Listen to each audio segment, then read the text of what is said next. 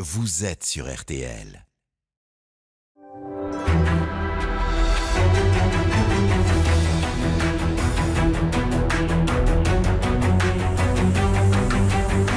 Le grand jury RTL Le Figaro LCI. Invité aujourd'hui, Marine Le Pen, candidate à l'élection présidentielle. Le débat est dirigé par Benjamin Sportouche.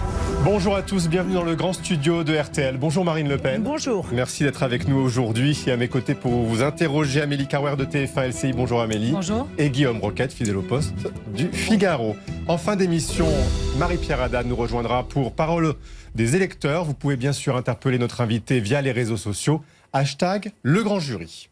Alors Marine Le Pen, nous sommes très exactement à 133 jours du premier tour de l'élection présidentielle. Et dans les derniers sondages de cette semaine, vous reprenez l'avantage sur Éric Zemmour tout en restant derrière Emmanuel Macron. Hier, l'éditorialiste a achevé une visite mouvementée à Marseille par un doigt d'honneur à une passante qui venait de lui en adresser un. Vous avez certainement vu cette photo qui a fait le tour du web. Que traduit, selon vous, ce geste, Marine Le Pen ? Si vous voulez, je pense que de manière générale, la mue de polémiste en candidat à la présidentielle ne s'est pas faite. Voilà, il n'a pas l'air très à l'aise dans cet exercice. Éric Zemmour avait lancé sa candidature sur une promesse qui était celle de pouvoir battre Emmanuel Macron et donc de rassembler plus largement que moi. Je crois que cette promesse, aujourd'hui, clairement, n'est pas tenue. Et donc, j'ai envie de lui dire que, après tout, on peut servir son pays de mille façons, dans 1000 fonctions autres que celle de candidat à la présidentielle. Donc vous l'appelez à renoncer suite à ce nouveau rebondissement dans sa campagne. Oui, surtout je l'appelle à se rassembler. Encore une fois, je pense que l'exercice de candidat à la présidentielle est un exercice dans lequel il n'est pas à l'aise, il n'apporte pas une plus-value supplémentaire à nos idées. Et donc, je crois qu'il est temps de faire maintenant le rassemblement pour pouvoir lancer cette campagne. Vous, Marine Le Pen, vous l'appelez à vous rejoindre ? Oui, bien sûr, parce que, encore une fois, il est maintenant clair que s'il n'est pas candidat, je serai devant Emmanuel Macron au premier tour. Et compte tenu du fait qu'au second tour, je suis actuellement donné à 46%, je pense que la famille nationale a la possibilité de gagner cette élection présidentielle et c'est essentiel, évidemment, pour l'avenir de notre pays. Si il se désistait pour vous, vous pensez que les voix qui sont données au premier tour par les sondages, vos voix s'additionneraient, celles de Zemmour et les vôtres ? Je pense qu'en grande partie, les électeurs qui ont été séduits par Éric Zemmour et qui, aujourd'hui, pour une partie d'entre eux d'ailleurs, semblent se désengager, sont des électeurs patriotes. Ce sont des gens qui sont très inquiets de la situation du pays, inquiets du laisser-aller, du laisser-faire, du laisser-passer, attentifs à une promesse d'autorité, de maîtrise, de retour d'un État qui remplit son rôle. Et donc, je ne les vois pas se reporter sur Emmanuel Macron. Reste que Marine Le Pen, il va certainement annoncer sa candidature dans les prochains jours, si ce n'est heure désormais. Premier meeting déjà signé pour le dimanche prochain. Il va y aller. D'ailleurs, vous ne craignez pas que ça relance quand même sa campagne ? Non, je ne le crois pas. Je pense qu'encore une fois, je vous l'ai dit dès le départ de cette émission, je pense qu'Éric Zemmour reste un polémiste de talent d'ailleurs. Et je pense qu'il a fait beaucoup pour nos idées en étant polémiste. Mais en l'occurrence, en étant candidat à la présidentielle, il a plutôt tendance à affaiblir et nos scores et les idées plutôt que de les renforcer. Mais au fond de vous, vous pensez qu'il va renoncer, Marine Le Pen ? Je ne sais pas, je ne suis pas dans sa tête et je ne veux surtout pas parler en son nom. À Marseille, il y a eu contre lui des manifestations, peut-être même des provocations de l'extrême gauche contre Éric Zemmour. Est-ce que vous vivez la même chose dans votre campagne présidentielle ? Nous avons toujours vécu la même chose. Ça fait 30 ans que nous vivons la même chose. Ça fait 30 ans que l'intégralité de nos meetings, de nos conférences de presse sont perturbées par ces milices d'extrême gauche, qui ne font pas d'ailleurs que perturber les meetings des candidats à la présidentielle, qui perturbent aussi et qui abîment toutes les grandes manifestations sociales. C'est eux qui ont pourri les manifestations des Gilets jaunes par leur violence, c'est eux qui pourrissent les 1er mai des syndicats par leur violence, et cela fait des années que je réclame de la part des gouvernements successifs que l'on interdise ces milices d'extrême gauche dont, encore une fois, la seule ligne de conduite est la mise en œuvre de la violence. Et cela fait des années qu'ils font l'objet d'une complaisance, tant d'ailleurs de la part de François Hollande que d'Emmanuel Macron. Je finis d'ailleurs par penser qu'en réalité, ils sont utilisés par le pouvoir pour discréditer précisément soit les mouvements sociaux, soit les opposants politiques. Pour revenir sur cette photo tout de même du doigt d'honneur, qu'est-ce que ça traduit pour vous? De la fébrilité, un manque de sang-froid, ou alors un acte aussi un peu spontané de quelqu'un qui s'est senti attaqué? Oui, j'ai entendu son équipe de campagne expliquer que c'était une réaction instinctive, mais je crois que quand on a vocation à devenir président de la République, ou en tout cas qu'on souhaite l'être, et il me semble que c'est son souhait, précisément, il faut être capable de sang-froid, de garder son calme, de maîtriser son instinct, puisque on parle d'instinct. Sur le front des parrainages, c'est une question très pragmatique, mais qui vous inquiète d'ailleurs, vous l'avez déjà dit. Vous en êtes où? Est-ce que vous avancez? Je pose la question en plus en m'appuyant un peu sur Marseille, parce qu'on voit dans vos rangs, on a l'impression que certains sont encore pas très sûrs de l'endroit où ils habitent. Je pense à Stéphane Ravier, on l'a vu à vos côtés. Ce week-end, il était aux côtés d'Éric Zemmour. Sénateur. Non, mais vous avez tort, parce que la présence de Stéphane Ravier aux côtés d'Éric Zemmour veut dire une seule chose, c'est qu'il faut bien qu'il y ait quelques élus qui soutiennent ma candidature, et il l'a répété à de multiples reprises, qui précisément s'attachent à préparer le rassemblement, le moment venu, c'est-à-dire soit avant, soit après le premier tour. Concernant les parrainages, nous savons que c'est une difficulté.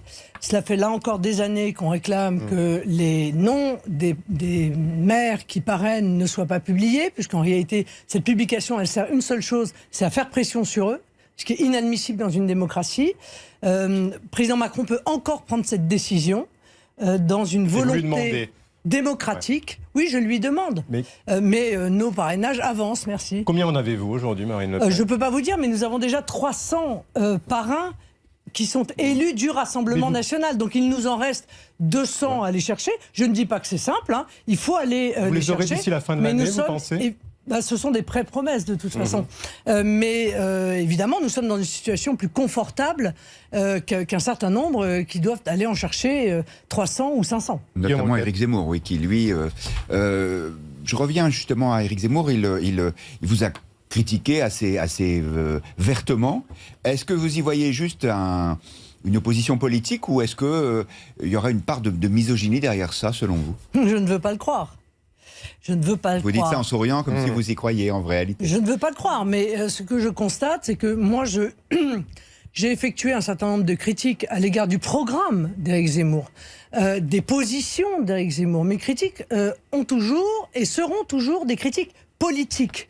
Je note que les critiques qu'il formule à mon égard sont en même temps extrêmement violentes et sont surtout très personnelles. Et on peut s'éviter ça. Oui, mais il n'était pas le seul à vous critiquer, notamment sur ce débat d'entre-deux tours de 2017, vous le savez bien, indépendamment du fait que vous soyez une femme. Oui, mais j'aurais pensé qu'il ne se comporterait pas comme les autres. Vous ne voulez pas vous classer à l'extrême droite, Marine Le Pen. Qu'en est-il d'Éric Zemmour? Est-ce que lui est d'extrême droite? Non, mais je conteste formellement cette formulation d'extrême droite qui correspond à des choses extrêmement précises, qui ne correspond ni au projet politique d'Éric Zemmour et encore moins du mien. Mais quand il dit que l'islam n'est pas compatible avec la République, vous l'aviez noté vous-même, est-ce que ça fait de lui quelqu'un de raciste? Oui, enfin, il est revenu sur cette déclaration par ailleurs. Il a changé, vous l'avez dit, mais il est revenu sur cette déclaration pour dire, pour finir, la même chose que moi, après m'avoir assez vertement critiqué sur ce sujet, à savoir que le combat doit se mener à l'égard de l'islam politique. C'est ce que je souhaite depuis longtemps, je l'ai dit, j'ai fait un projet de loi d'ailleurs contre l'islamisme. Très clairement, mon combat n'est pas un combat religieux.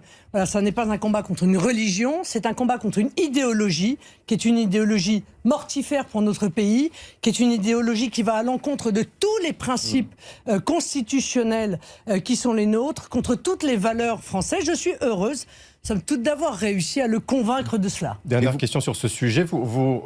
Gérald Darmanin, le ministre de l'Intérieur, vous renvoie dos à dos, vous, Éric Zemmour, en disant que vous êtes des accélérationnistes, c'est-à-dire que vous dénoncez une guerre civile qui n'existe pas pour mieux la provoquer et la légitimer. Je trouve que ces attaques sont en même temps outrancières et indignes de la part d'un ministre de l'Intérieur. Voilà. Car elles ne se fondent absolument sur aucune réalité. C'est assez scandaleux qu'un ministre de l'Intérieur qui a des résultats aussi pitoyables, minables, en matière de lutte contre l'insécurité et de lutte contre l'islamisme que M. Darmanin se permette d'user de ce type de vocabulaire. C'est nouveau, j'étais obligé d'aller d'ailleurs regarder ce que ça voulait dire. Mais est-ce que vous n'exagérez pas vous-même quand vous parlez de guerre civile? Mais je n'ai jamais parlé de guerre civile, monsieur, donc je risque pas d'avoir exagéré dans ce domaine, je n'ai pas parlé de guerre civile. Donc il n'y a pas de guerre civile en préparation en France? Non, je ne pense les uns contre les autres? Mais je ne pense pas qu'il y ait de guerre civile. Je pense que si une guerre est menée aux Français, c'est une guerre de l'extérieur. Et en l'occurrence, pas une guerre entre Français. Donc je n'ai jamais tenu ces propos-là. Il faut quand même être relativement précis dans ce domaine. Ça, c'est un point qui vous différencie d'Éric Zemmour. Bon, quand vous faites cette distinction entre islam et islamisme, vous ne considérez pas, contrairement à lui, qu'il y a dans le Coran des facteurs de violence et que donc qui sont en quelque sorte endogènes et qui ne seraient pas importés de mouvements extérieurs à la France. Mais encore une fois, je crois qu'Éric Zemmour est même revenu sur cela. Il a dit lui-même que c'est l'islam politique qui doit être combattu. Donc ça revient à ce que je dis depuis longtemps. C'est évidemment l'islam politique, c'est-à-dire c'est la charia. C'est-à-dire c'est la volonté d'un certain nombre de vouloir imposer en réalité des règles qui sont issues de la religion et qui devraient avoir une autorité supérieure à nos lois, à nos valeurs, à nos règles, à nos mœurs, à nos codes. Bon, contre cela, je m'élèverai toujours avec la plus grande fermeté, mais surtout avec la plus grande efficacité, à la différence de M. Darmanin. C'est que moi, la loi que je projette de faire voter quand je serai présidente de la République est une loi qui permet de résoudre ce problème de la montée en puissance de l'idéologie islamiste sur notre territoire. Le moins qu'on puisse dire, c'est que la loi qui a été votée par M. Darmanin, qui a fini par être une loi, je ne sais même plus son nom, au départ c'était contre l'islamisme et puis en réalité ça s'est affaibli au fur et à mesure des dénominations, n'a servi strictement à rien. Pardon, mais vous parlez de Gérald Darmanin et de guerre civile, je vous interrogeais. Vous disiez, pour reprendre exactement vos propos, il y a un risque de guerre civile qui couve en France. C'est ce que vous aviez estimé au moment de la 2e tribune de militaires anonymes. Marine Le Pen, donc ce sont les propos qui étaient tenus dans la tribune. Que vous aviez repris. Vous dites qu'il y a un risque de guerre civile qui couve en France. Oui, c'est ce qui était écrit dans la tribune. Ce qui est sûr, c'est qu'il y a un risque incroyable de voir une véritable partition s'opérer. Mais ce n'est pas une guerre civile, c'est une partition d'un certain nombre de territoires. Nous le disons depuis très longtemps. Nous avons été les premiers à le dire. Il y a des zones de non-droit, que j'ai appelées des zones de non-France, et même des zones d'un autre droit, parce qu'en réalité, c'est un droit soit religieux, soit mafieux, qui s'exprime dans 200 à 300 zones en France contre lesquelles le gouvernement est incapable manifestement d'agir. D'où la critique de Gérald Darmanin sur la guerre civile qu'il vous adresse. Oui, mais c'est-à-dire de la provoquer en parlant. Non, mais si vous avez envie d'être l'avocat de M. Darmanin, vous pouvez toujours être l'avocat de M. Darmanin. M. Darmanin, il est ministre de l'Intérieur. Quand on est ministre de l'Intérieur, on ne se permet pas, encore une fois, des accusations qui sont des accusations aussi graves, où il m'accuse, moi, de vouloir monter les communautés les unes contre les autres. Dites-moi une seule fois quand j'ai voulu monter les communautés les unes contre les autres. Et je ne le ferai pas, vous savez pourquoi? Parce que je pense qu'il n'y a qu'une seule communauté, c'est la communauté française. Peut-être à la différence de M. Darmanin, qui lui, dans sa loi contre le séparatisme, précisément cherche à traiter les différentes communautés religieuses en France. Je pense que c'est lui, en fait, qui rompt avec les valeurs de la République française. On poursuit sur l'actualité de la semaine et bien sûr la pandémie qui continue à s'exercer en France avec un nouveau variant venu d'Afrique du Sud, Amélie Kaouer. Oui, le variant Omicron, il y a des variations, mais bref, en tout cas il progresse et il inquiète. Israël a fermé ses frontières pour 3 semaines. Est-ce que la France devrait en faire autant ? Elle devrait, en tout cas, à chaque fois qu'il y a un nouveau variant sur lequel on ne sait pas encore grand-chose, fermer les frontières en provenance des pays où ce variant se développe. Ce qui est vrai, c'est que le sans-frontiérisme a été la ligne de conduite du gouvernement et qu'il a fallu des mois et des mois avant que le gouvernement se décide à maîtriser les frontières, alors même qu'il y avait à nos frontières des pays qui étaient extrêmement touchés par la pandémie. Encore aujourd'hui, les contrôles sont quand même très, très aléatoires par rapport à un certain nombre d'autres pays. Mais ça fait partie de l'idéologie du gouvernement. Le gouvernement ne fait pas ce qu'il faut aujourd'hui pour faire face à cette nouvelle menace dont on n'a pas d'ailleurs tous les résultats, tous les termes. Si, il a pris une décision, après que je l'ai sollicité, justement, de fermeture de la frontière avec, je crois, le pays dont est originaire ce énième variant, parce que je note qu'entre entre le Delta et celui-ci, il y en a eu 10 autres, je suppose. Si on suit les lettres de l'alphabet grec... Oui, on en a sauté quelques-unes. C'est ça. Ce variant, la présidente de l'association médicale sud-africaine dit qu'il provoque des maladies bénignes. Et du coup, certains disent, mais peut-être qu'on en fait trop, qu'on s'affole à nouveau. Qu'est-ce que vous en pensez? Peut-être. Et il y a même une lecture politique de ça, qui est faite, encore une fois, par Éric Zemmour, qui dit le gouvernement se sert de cette pandémie. Ce qui est sûr, c'est que si vous voulez, le gouvernement maintient un pass sanitaire dont on sait aujourd'hui qu'il est inutile.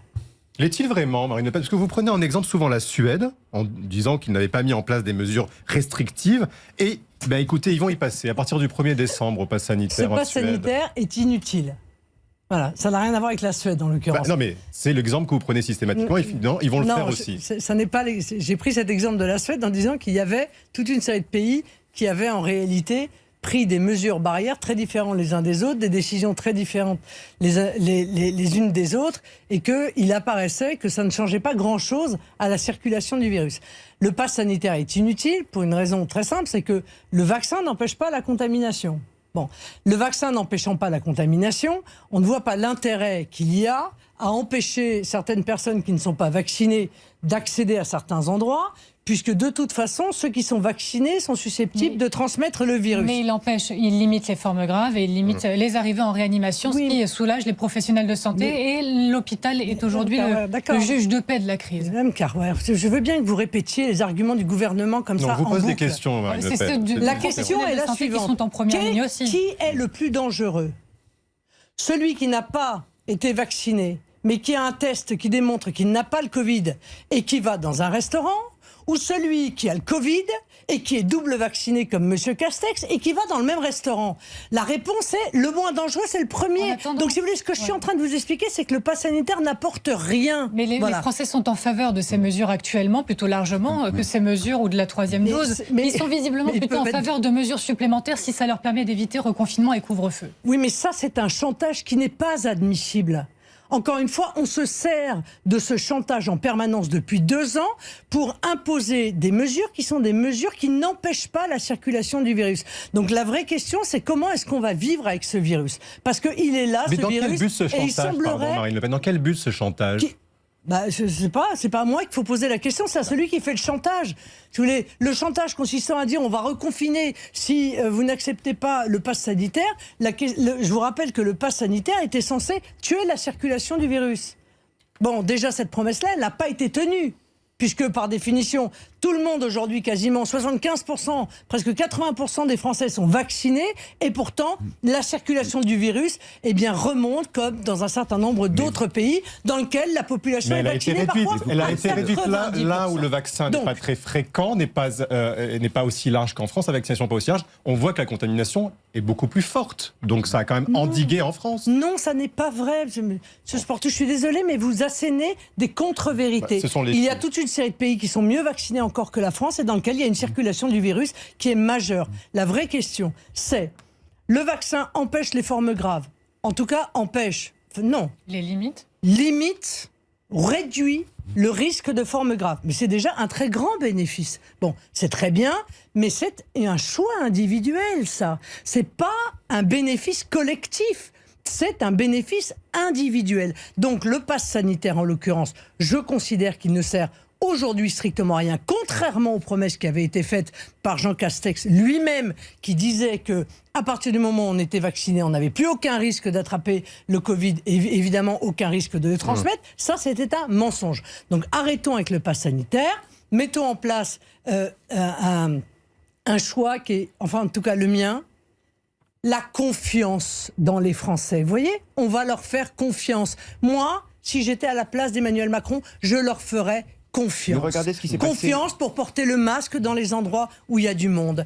Confiance pour se vacciner s'ils le souhaitent, pour préserver leur propre santé et éviter avant le pass sanitaire, ils n'étaient pas allés se faire vacciner. Quand il y a eu le pass sanitaire, ils sont allés se faire vacciner. Oui, forcé. Oui, mais Pardon, mais forcé. Parce qu'ils ne le faisaient. Mais forcé. Mais vous dites qu'ils l'auraient fait spontanément. Non, mais forcé. Mais ils étaient forcés. Donc en réalité, vous me dites, vous avez raison avec moi, vous dites donc qu'il s'agit là d'une obligation vaccinale et non pas d'un pass vaccinal. D'accord ? Oui, c'est une obligation vaccinale de fait. Sauf que ça avait été normalement interdit par le Conseil constitutionnel. Mais vous n'êtes pas ébranlé dans cette conviction quand vous avez vu par exemple ce qui s'est passé à la fin de l'été dans les territoires d'outre-mer où le taux de vaccination était beaucoup plus faible qu'en métropole et du coup il y a eu une saturation des hôpitaux. Mais donc voilà, on y arrive quoi. Je veux dire, il faut arrêter un petit peu de tourner autour du pot. Le vrai problème, c'est la situation de l'hôpital en France, qui est absolument catastrophique. Voilà, la situation de l'hôpital en Outre-mer est catastrophique. Donc évidemment, toute contamination a pris des proportions extrêmement importantes. Et le problème aujourd'hui, c'est qu'est-ce qu'on fait de l'hôpital ? Est-ce qu'on continue à laisser cet hôpital qui était une gloire française, un des meilleurs systèmes de santé au monde, s'effondrer devant nos yeux parce qu'il y a des logiques comptables qui sont à l'œuvre depuis déjà plusieurs décennies, qui ont été aggravées d'ailleurs par LR, notamment par Xavier Bertrand quand il était ministre de la Santé, et continuer après lui. C'est ça la vraie question qu'il faut se poser. Sur les Antilles, justement, Amélie Carwer, sur les Antilles, le gouvernement a annoncé le report de l'obligation vaccinale au 31 décembre, avec des discussions entre-temps. Vous dites qu'il faut renoncer définitivement à cette obligation vaccinale pour les soignants ? Oui, je pense qu'avoir privé les Français de milliers de soignants au moment où on en a évidemment le plus besoin était une sottise absolue. D'autant plus, encore une fois, qu'on peut parfaitement avoir un soignant double vacciné qui transmette le Covid à son malade. Donc partant de cette évidence, je ne vois pas l'intérêt d'avoir suspendu des gens sans salaire. Enfin, est-ce que vous vous rendez compte quand même un peu de la brutalité de ce qui s'est passé ? On a suspendu sans salaire des soignants qui n'avaient commis d'autres fautes que de ne pas vouloir se vacciner. C'est un scandale, c'est une stupidité, parce qu'en plus on a besoin de ces soignants à l'hôpital. Qui ne se vaccinent pas, c'est responsable pour alors vous, même, excusez-moi, je vous laisserai exprimer votre indignation juste après que je termine ma phrase, alors même qu'on sait qu'on est en train de fermer des lits par manque de soignants. Donc on ne peut pas d'un côté dire il faut renforcer l'hôpital et supprimer 5700 lits en 2020 et en même temps suspendre des milliers de soignants, qui fait qu'on est en train, encore une fois, d'aggraver les fermetures de lits au moment où on aurait besoin d'avoir des lits qui sont ouverts. Mais je vous repose la question, une aide-soignante qui ne se vaccine pas, pour vous, il n'y a pas un peu de légèreté ou d'irresponsabilité? Vous ne craignez pas qu'il y ait une contamination plus fréquente des aides-soignants et d'infirmiers en milieu hospitalier? Monsieur Sportouche, les soignants, ils ont quasiment tous eu le Covid, voyez-vous. Et vous savez pourquoi? Parce que pendant toute la première crise, ils ont travaillé comme des fous, comme des bêtes, dans des conditions épouvantables. Ils ont tous attrapé le virus.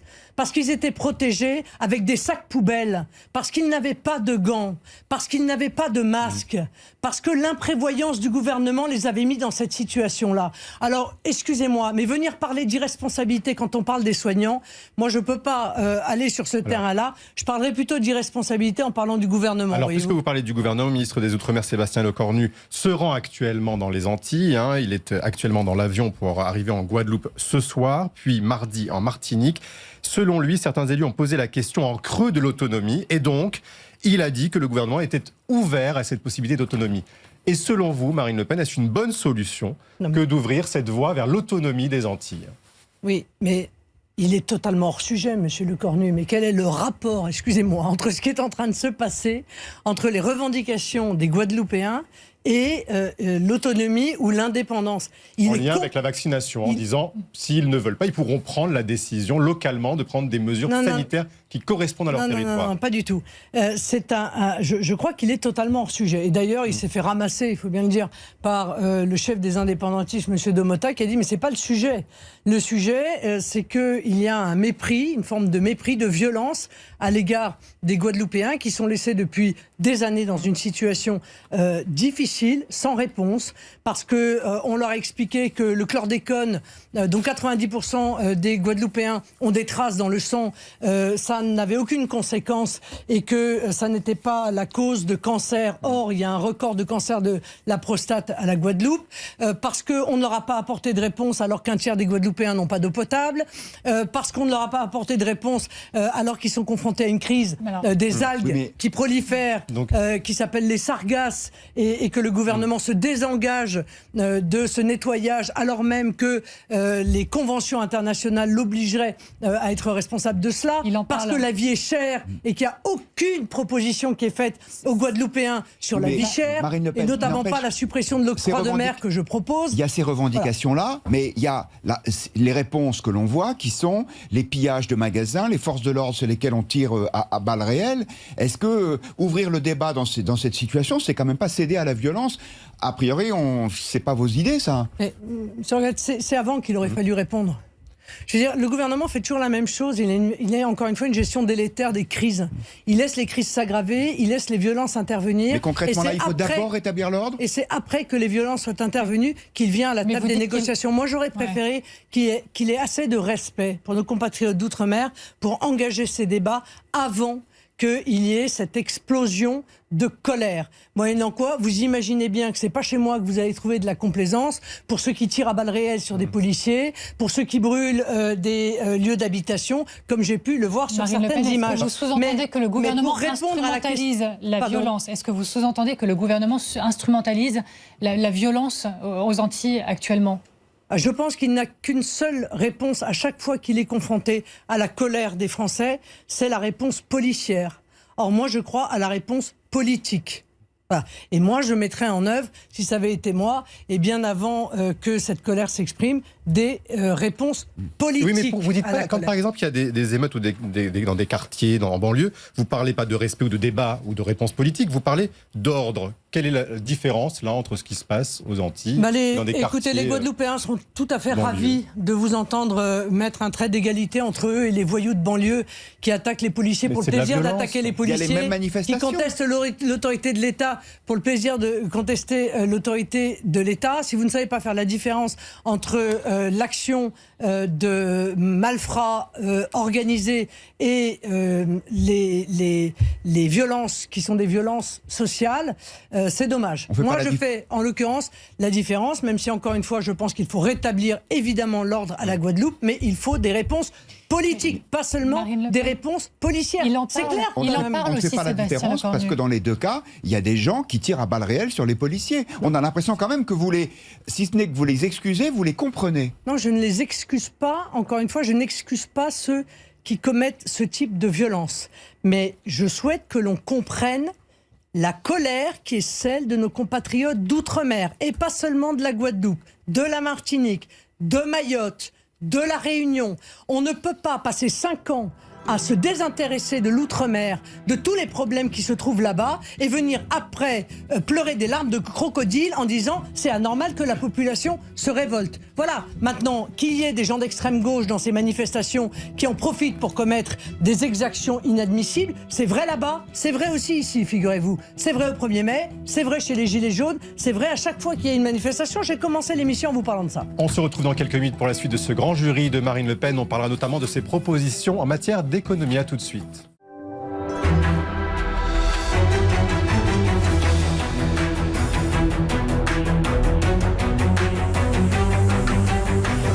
Suite du grand jury RTL Le Figaro LCI. Invitée aujourd'hui, la candidate à l'élection présidentielle, Marine Le Pen. Le débat est dirigé par Benjamin Sportouche. Avec à mes côtés Amélie Carouer de TF1 LCI et Guillaume Roquette du Figaro. Cette semaine, Marine Le Pen, un reportage de France 2 a révélé de nouvelles accusations d'agression sexuelle et de viol contre Nicolas Hulot. Une première question sur ce sujet d'Amélie Carrouer. Fait prescrit, présumé innocent. Avez-vous regardé ce reportage, Marine Le Pen, et êtes-vous en soutien de ces femmes ?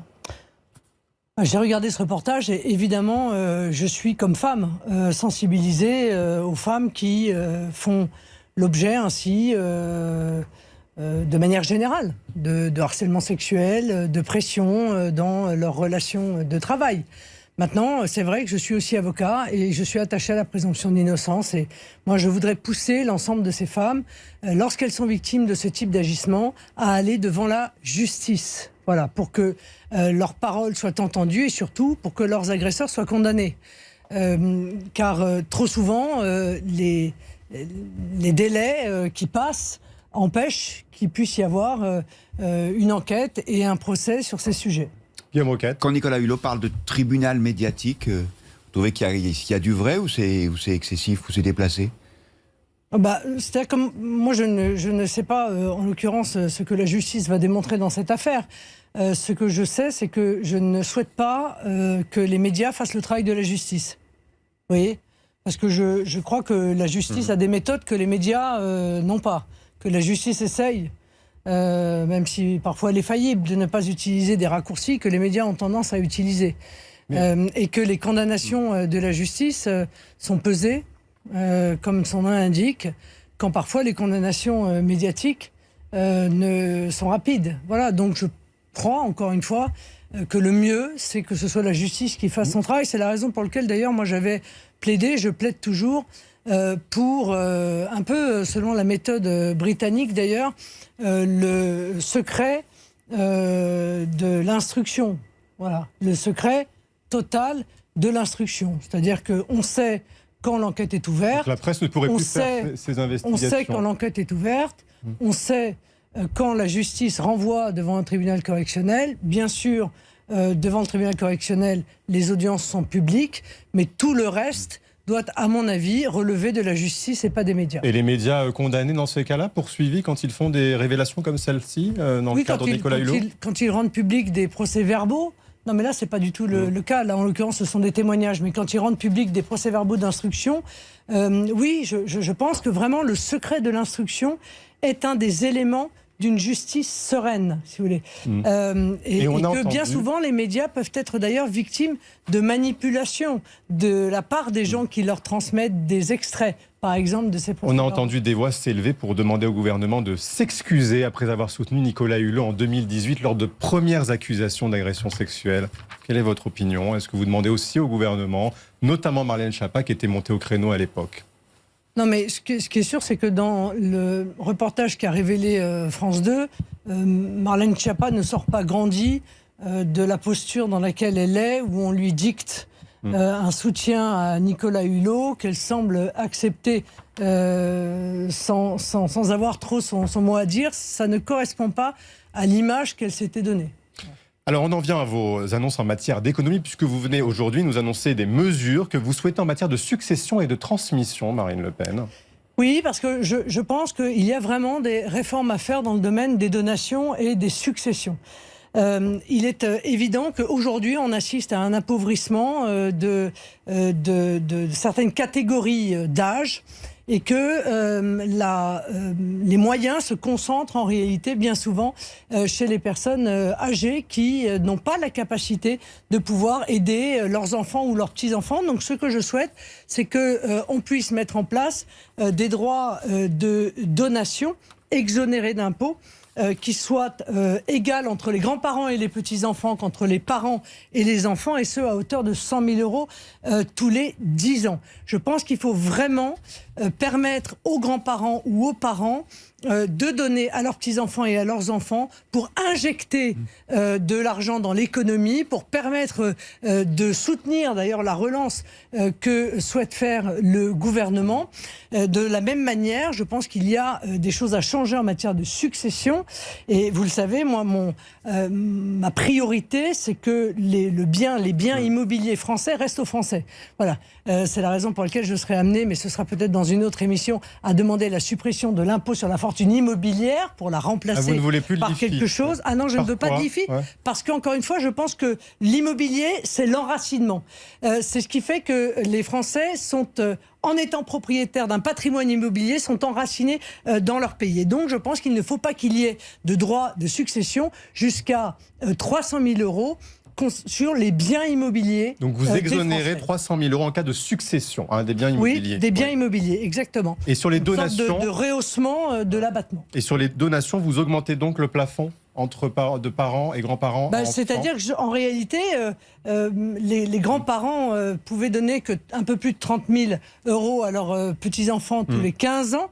Et aujourd'hui, les grands-parents pourront donner à leurs petits-enfants 100 000 € tous les 10 ans et les parents pourront donner à leurs enfants 100 000 € tous les 10 ans. Voilà, parce qu'aujourd'hui, c'est pour les parents, c'est 100 000 €, mais tous les 15 ans, tout à fait. Sans droit. Alors, vous savez bien qu'il y a des gens qui sont favorables à ces impôts en disant c'est une mesure de justice, c'est-à-dire que c'est pour en quelque sorte remettre les compteurs à zéro pour éviter que des situations de patrimoine élevé se passent d'une génération à l'autre. C'est un peu une mesure pour les riches. Non, je pense qu'avec un abattement, encore une fois, pour les successions de 300 000 € sur un bien immobilier, c'est pas une mesure pour les riches.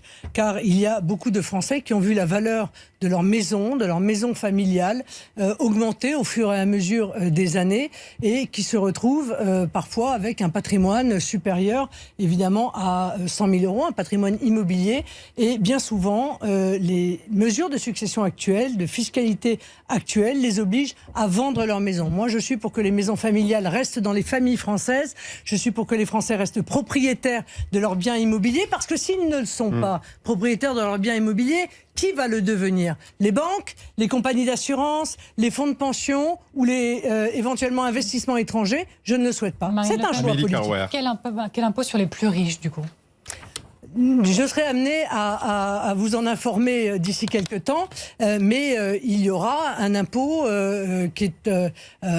qui permettra d'ailleurs à ceux qui sont les plus aisés de nos compatriotes de pouvoir contribuer à la politique de natalité à laquelle je tiens énormément, pour une raison simple, c'est qu'on nous a expliqué tous les 4 matins qu'en réalité c'était soit l'immigration, soit la natalité. Donc clairement, comme moi, mon objectif, ça n'est pas l'immigration et que je veux l'arrêter, eh bien je veux faire une grande politique de natalité. J'ai déjà fait des mesures et proposé des choses dans ce domaine, et je pense que ceux qui sont les plus aisés de nos compatriotes accepteront de participer, de contribuer à la politique de natalité du pays, parce qu'il en va de l'avenir de notre nation. Attendez, aujourd'hui, avec le taux maximum d'imposition, plus la CSG, on arrive à plus de 50% de prélèvement d'impôts sur les plus riches, sur les revenus. Vous pensez qu'il faut aller encore plus loin ? Je n'ai pas dit qu'il fallait aller plus loin, j'ai dit que j'étais opposé à l'IFI. Et pour cause. Parce qu'encore une fois, le choix qu'a fait Emmanuel Macron avec l'impôt sur la fortune immobilière, c'est de taxer l'enracinement.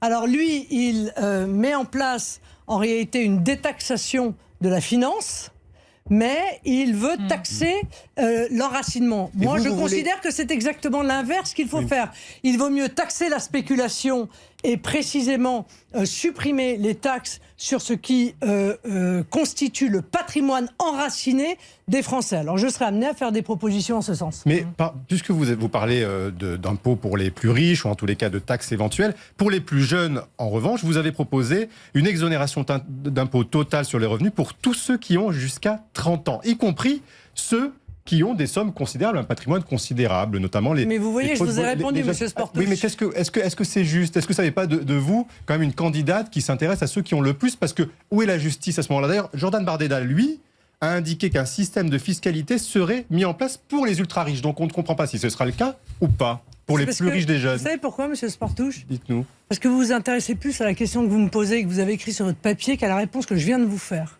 Car si vous vous étiez intéressé à la réponse que je viens de vous faire, vous auriez compris que j'allais proposer d'ici peu, précisément, une modification qui permette de mettre à contribution les plus aisés. Oui, alors peut-être que vous me dire qu'ils aient moins ou plus de 30 ans. Mais la mesure que je propose là est une mesure d'exonération de l'impôt sur le revenu, ce qui laisse quand même 40% d'imposition, hein, par ailleurs. Même. L'impôt sur le revenu des moins de 30 ans. Pourquoi je fais cette proposition ? Parce que il y a énormément de nos jeunes qui s'expatrient, que c'est une perte de substance pour notre pays, que c'est une perte pour notre économie, que c'est une perte de vitalité, que c'est une perte de richesse, que c'est une perte de la richesse, du capital humain que représente, encore une fois, ces moins de 30 ans que je veux garder en France. Je veux qu'ils y créent leur famille, je veux qu'ils y créent éventuellement leur entreprise. C'est la raison également pour laquelle je propose une exonération, évidemment avec certaines conditions, de l'impôt sur les sociétés pour les créateurs d'entreprises de moins de 30 ans durant 5 ans. Je veux qu'ils fassent profiter leur pays de leur talent, de leur force de travail. Encore une question sur la fiscalité, Amélie Carrouer. On a regardé un petit peu dans le rétro et il nous semble qu'en 2017, vous étiez en faveur d'un impôt pour tous. Pour tous. Non, mais on a regardé ça, on a vu la presse, le Progrès, le Dauphiné, Marine Le Pen, et pour un impôt pour tous. Est-ce que c'était le cas ? Est-ce que vous avez renoncé depuis ? Madame Carrouer, nous sommes en situation économique extrêmement difficile. C'est pas à cause de moi, c'est à cause d'Emmanuel Macron, qui a créé, je vous le rappelle, 500 milliards de dettes supplémentaires, donc l'intégralité des signaux économiques sont restés au rouge, et même sont devenus plus rouges qu'ils ne l'étaient quand il est devenu président. Donc je pense qu'il faut, encore une fois, participer à cette relance. Et moi, je compte sur la jeunesse. Donc je fais le pari de la jeunesse. Et je fais toute une série de propositions en même temps pour la jeunesse et pour les familles, je vous l'ai dit, notamment leur réserver les allocations familiales aux familles françaises, notamment la part pleine fiscale pour le deuxième enfant, ce qui va avoir une conséquence importante pour une famille moyenne de 2 enfants, c'est 555 € de plus par an. Et puis les mesures sur les jeunes, exonération de l'IR pour les moins de 30 ans, exonération pendant 5 ans d'impôt sur les sociétés pour les créateurs d'entreprises de moins de 30 ans, mais aussi la gratuité des trains aux heures creuses pour les 18-25 ans, mais aussi des mesures pour l'apprentissage et pour les contrats de professionnalisation, parce que moi je crois au travail manuel. Combien ça fait au total ? Est-ce que c'est le quoi qu'il en coûte de Marine Le Pen quand elle sera présidente ? Ça fait combien de milliards ? Ce que j'appelle le paquet jeune, c'est 4 milliards d'euros par an. Tout compris. Oui, pour l'exonération, la gratuité des transports et le prêt jeune couple dont on n'a pas encore parlé, qui est, vous le savez, une mesure nataliste que je suis allé chercher en Hongrie et qui m'apparaît très efficace. Oui, en fait, vous voulez, si on a bien compris, augmenter l'impôt sur les revenus des très riches, mais... Non, je n'ai pas dit que je voulais augmenter l'impôt sur les revenus des très riches. Je vous ai dit que j'allais transformer l'IFI. Je vous ai dit que j'allais transformer l'IFI et faire une proposition qui vise à avoir un impôt pour les plus aisés qui participent, qui les ferait une tranche supplémentaire, par exemple, Marine Le Pen, pour être clair. À la politique de natalité. Je ne vous ai pas parlé de l'IR. Mais c'est une tranche supplémentaire pour être concret. C'est ça qu'on ne comprend pas. Il y aura une tranche d'impôt supplémentaire sous Marine Le Pen pour les revenus les plus élevés. Non, mais vous ne pouvez pas nous expliquer votre mécanisme. Vous savez, si je vous ai dit que je vous l'exprimerai plus tard, je vous l'exprimerai plus tard. Les gens restent sur leur... Vous n'arriverez pas avec mon expérience. Oui, non, mais c'est vrai qu'on reste sur ce fait. On a l'impression que vous nous faites du teasing, mais qu'on n'aura pas la réponse. Oui, parce qu'en fait, quand on augmente les impôts, ou bien on augmente l'impôt sur le patrimoine et on rétablit l'ISF, ou bien on augmente l'impôt sur le revenu. Je ne vois pas vraiment l'alternative. Non, et Emmanuel Macron, il a créé un impôt sur le patrimoine immobilier. Moi, je ne souhaite pas, encore une fois, qu'il y ait un impôt de ce type. Et vous rétablissez l'ISF ou non ? Immobilier, donc je proposerai un autre impôt que celui-là. Qui n'est pas le rétablissement de l'ISF ou c'est un rétablissement de l'ISF ? Non, ça n'est pas un rétablissement de l'ISF parce que ça ne correspond pas aux conditions qui étaient les conditions de l'ISF. Dommage, on devra attendre. On aurait aimé avoir la réponse maintenant. Vous, présidente. Le grand jury. Vous, présidente. Marine Le Pen, pour ou contre, on parle d'économie, supprimer la TVA sur la baguette de pain, qui est aujourd'hui à 5,5. Est-ce qu'il faut la supprimer complètement ? C'est une proposition de qui, ça ? Mais non, mais je vous pose la question. On a entendu à un moment donné, sur le pouvoir d'achat, cette proposition sur les biens de première nécessité, notamment sur la baguette de pain. J'espère que celui qui propose cette mesure ne défend pas l'Union européenne, parce que l'Union européenne, en l'occurrence, très certainement interdirait la suppression totale de la TVA. Je pense que les biens de première nécessité doivent être taxés à 5 C'est la raison pour laquelle d'ailleurs j'ai proposé la baisse de la TVA de 20% à 5,5%, notamment sur l'intégralité de l'énergie, c'est-à-dire gaz, électricité, carburant, fuel, ce qui permet de rendre 12 milliards aux Français. Vous voyez, rendre aux Français leur argent, c'est aussi ça, rendre 12 milliards d'euros aux Français de taxes qui pèsent sur l'énergie. Pour ou contre la suppression du permis à points?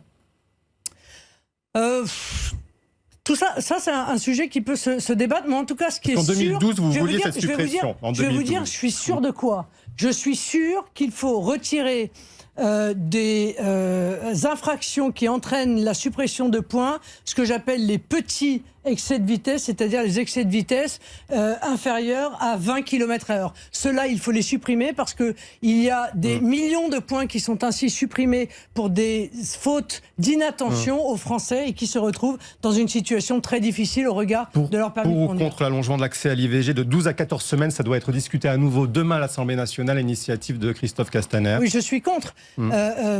Étant entendu qu'il faut en revanche travailler sur l'offre de soins globale dans l'ensemble de nos régions, dans l'ensemble de nos départements, ce qui n'est pas le cas pour toute une série de spécialités, et notamment de spécialités de gynécologue de médecine et même de pédopsychiatrie. Vous voyez, il y a toute une série de départements en France où il n'y a pas de pédopsychiatre, par exemple. Donc il faut qu'on travaille sur l'offre de soins, mais je suis contre l'augmentation de cette... Et l'IVG dans la Constitution. De ce délai. Je ne vois vraiment pas l'intérêt. Pour ou contre la domination de l'écrivain péruvien Vargas Llosa à l'Académie française, Marine Le Pen? Écoutez, moi, il me semble qu'à l'Académie française étaient nommés des gens qui écrivaient en français.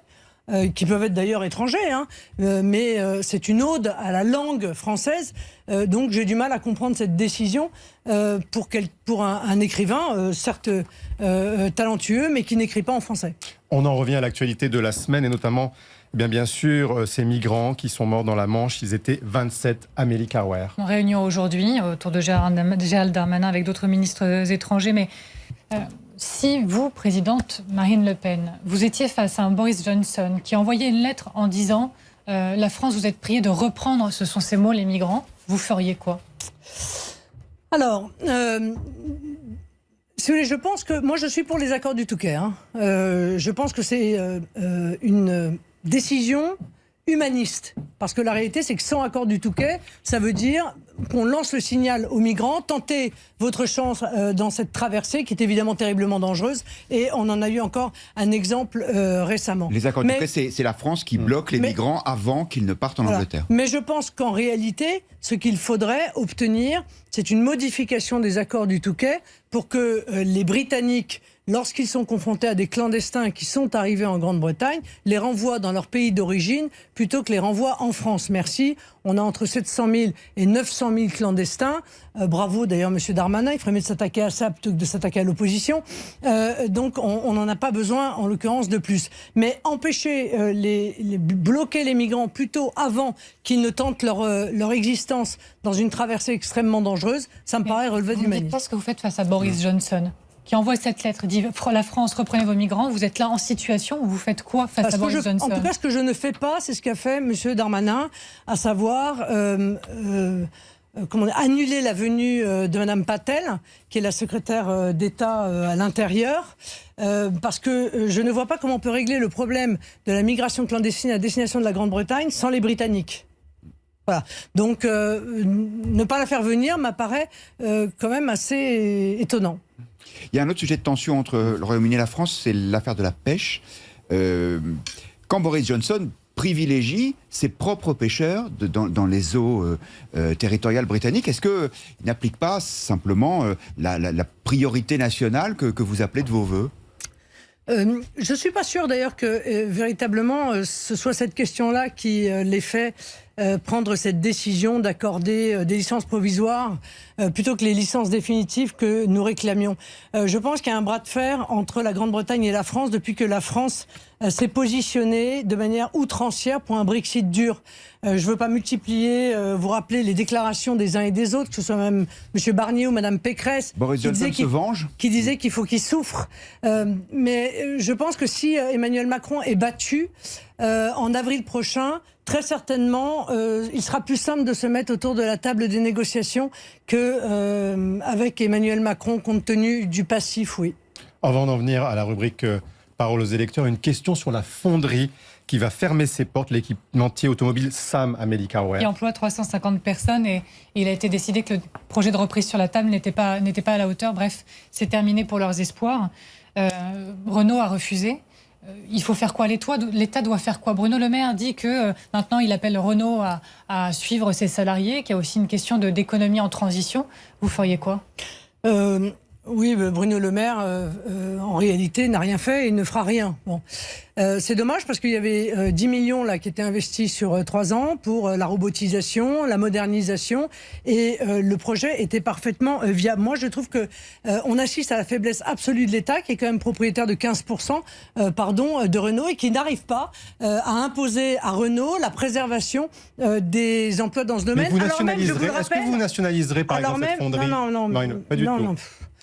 Je vous pose la question. Non, mais vous avez raison de poser la question, bien sûr. Voilà, merci. Je vous rappelle qu'on a quand même fait un prêt garanti de 5 milliards pour Renault en 2020. Oui, mais Renault dit... Et malgré ça, non mais pardon, sur malgré le fond, cela... Marine Le Pen. Non mais on est sur le fond là. Oui. Malgré ça, malgré le fait qu'on détienne 15%, malgré le fait qu'on ait prêté 15 milliards garantis à Renault en 2020, l'État n'est pas capable d'imposer à Renault de sauver les 333 emplois. Non, je ne suis pas d'accord avec ça. On demande aussi à Renault de passer des véhicules thermiques aux véhicules électriques. Or, vous le savez bien, ces fonderies, elles produisent des équipements pour des véhicules dont on aura moins besoin, par exemple le diesel. Eh bien, c'est une sottise. Voilà. Mais moi, ce que je voudrais dire de manière plus générale, c'est qu'on a des grands groupes, si vous voulez, qui brillent à l'étranger. Moi, ça me va très bien. Mais si en réalité, ces grands groupes ne participent pas à un réseau, un soutien ferme aux PME, PMI françaises, eh bien, je vois pas à quoi ça sert. Comment on tord le bras, si c'est votre expression, vous direz si c'est le cas, mais à Renault, comment vous faites pour contraindre Renault? Enfin, madame, ça s'appelle des négociations et ça s'appelle avoir de l'autorité.